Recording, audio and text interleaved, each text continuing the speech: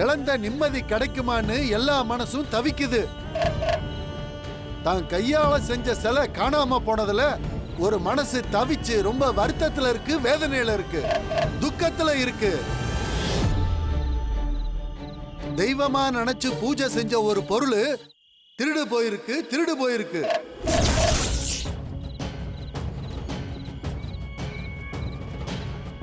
அந்த திருடு போன பொருள் கிடைக்குமான்னு ஒரு குடும்பமே ஏங்கி நிக்குது.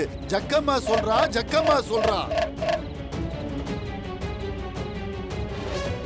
திருடு போன சிலை எங்கேயும் போகல, என் எல்லைக்குள்ளதான் இருக்குன்னு கருப்பன் சொல்றான்னு ஜக்கம்மா சொல்றா. நான் சொல்றத செஞ்சீங்கன்னா கருப்பன் இறங்கி வந்து உங்களுக்கு வழிகாட்டுவான்னு ஜக்கம்மா சொல்றா. என் ஜக்கம்மா சொல்றா.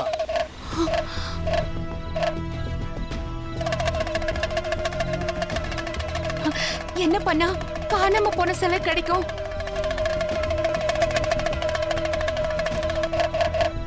என்ன செய்யணும்னு சொல்றா ஜக்கம்மா. திறந்த மனசோட கேட்டுக்கங்க. கருப்பு எல்லைக்குள்ள இருக்கிற உங்க பொருளை கருப்பை இறங்கி வந்து காட்டணும்னா கருப்ப மனசு குளிரும்படியா பூஜை பண்ணணும்.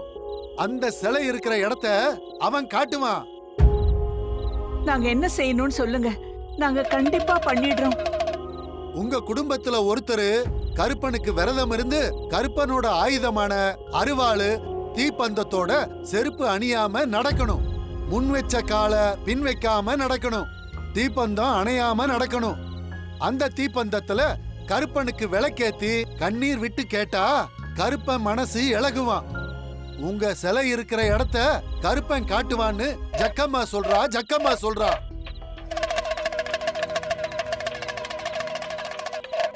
கருப்பன் சிலைய திருநவங்களை கண்டிப்பா காட்டுவான். அந்த பாதகம் பண்ணவங்களும் கருப்பன் எல்லைக்குள்ளதான் இருக்காங்க, உங்க கூட தான் இருக்காங்கன்னு ஜக்கம்மா சொல்றா.